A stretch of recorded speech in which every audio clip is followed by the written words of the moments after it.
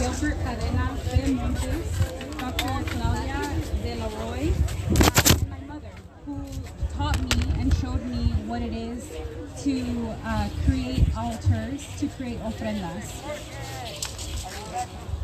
Growing up, I always had an altar in the home. It was something that was very natural to me, and it was year-round. Before I even met my grandfather at his end of life, my grandfather was a fisherman in Guatemala. I knew about his stories as he passed, as his adventures going out to sea, and the tricks that my uncles, my mother's brothers would play on my grandpa, pulling his lines and fish. And he would jump for joy thinking that he had just caught fish, and it wasn't true. So I think that for us Latin Americans living in the US, recognizing that many of our burial grounds are maybe 30,000 miles away, it's important for us to commemorate our loved ones and honor them. I think that so even before countries or states were given names like California, Mexico, El Salvador, Guatemala, whatever you may have it, this indigenous way of knowing was something that was our way of knowing before the colonizers came to Mesoamerica. So it lives on within us, and it is something that we do on an everyday basis.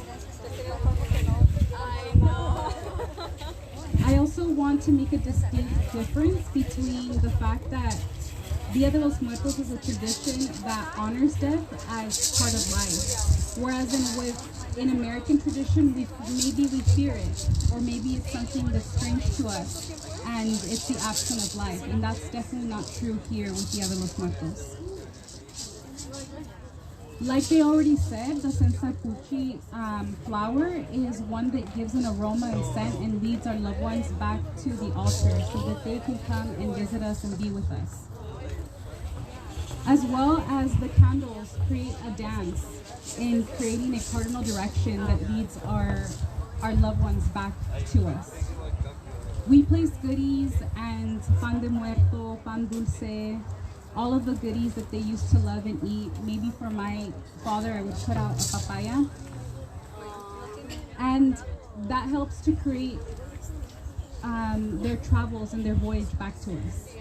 Sugar candy schools are made for our young ones, so maybe we would place out some treats for our young ones and our youth and our babies who were lost, right? And for our adults, maybe it would be a larger sugar school. It's an important part of our loved ones and our, especially the water that we see on the altar is a way to be able to quench the thirst of our loved ones who come and as they come into this realm. So we just did a ceremonia to the 4 directions, and you know, the 4 directions are living and breathing in this altar that I see here. And it's also what gives us as human beings life, the 4 directions. Earth, water, wind, and fire. And so the earth, like I mentioned, can be our harvest. Sometimes you see pumpkins, sometimes you see, or also calabazas, right? Papaya, like I mentioned, our harvest, our tierra. Our wind is, honestly, you can see the wind blowing in the ark right now. And so our ancestors are here, right? You can also see that through the papel picado, wind chimes, all of that is captured through wind. We also have the fire, and like I mentioned, the flames or maybe incense. And we saw the incense in the copalera, how it comes from a physical form and leaves through a spiritual form through that, which is the scent and the incense. And last but certainly not least, we have water, earth, wind, and yeah, I already covered all of them. So those are our 4 elements of it. And I also want to leave you with, you know, something that was said before, which is that we can remember every single day. that remembering doesn't come in the form of an altar.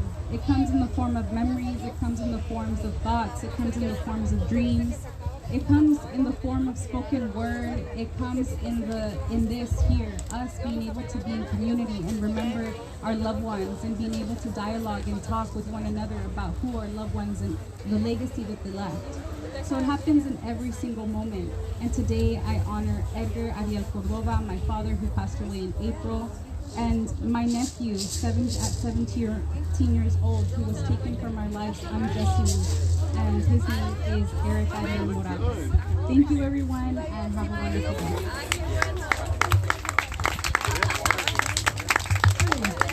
Gracias, muchas gracias por la presentación. Thank you so much for the presentation. Okay, we have amongst us the honor of Mayor of Pomona, Mr. Tim Sandoval. Would you just say one or two words here to welcome people into your city? Okay, thank you. And I believe we also have a city council member, right, Mr. Preciado? Yeah. How are you? Oh, thank you so much. Good afternoon.